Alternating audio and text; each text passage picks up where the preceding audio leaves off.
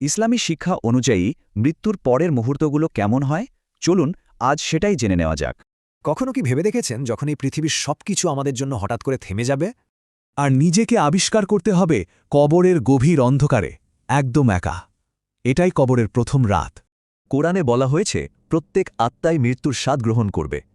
এটা এক নিশ্চিত বাস্তবতা। দাফনের পর সবাই কিন্তু চলে যাবে, পরিবার, বন্ধু, আপনজন কেউই থাকবে না।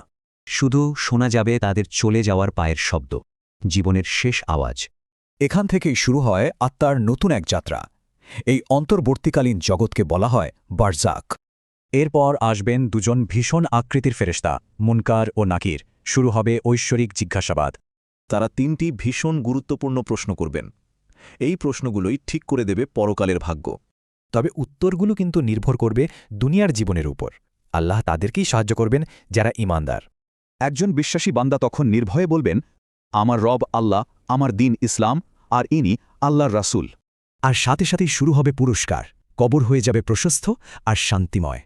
কিন্তু যে ব্যক্তি ঈমান ছাড়া গাফেল জীবন কাটিয়েছে তার অভিজ্ঞতা হবে ঠিক উল্টো।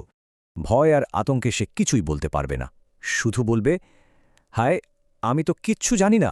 তার জন্যও পরিণতি হবে তাৎক্ষণিক। কবর তাকে এমনভাবে চাপ দেবে, শুরু হবে কঠিন আযাব। তাহলে দেখুন, এই প্রশ্নোত্তরের পরেই নির্ধারিত হয়ে যায় দুটি ভিন্ন ভাগ্য। একদিকে শান্তি, আরেকদিকে কষ্ট। রাসূলুল্লাহ সাল্লাল্লাহু আলাইহি ওয়াসাল্লাম ঠিক এটাই বলেছেন, কবর হয় জান্নাতের একটি বাগান অথবা জাহান্নামের একটি গর্ত। এর মানে কি দাঁড়ালো? এর মানে হল ওই প্রথম রাতের ফলাফলটা কিন্তু আজকের দিনের কাজের ওপরই নির্ভর করছে।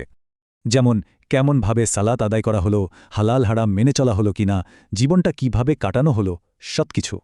তবে ভালো খবর হলো এখনও আমাদের হাতে সময় আছে, পরিবর্তন করার সুযোগ কিন্তু এখনও আছে।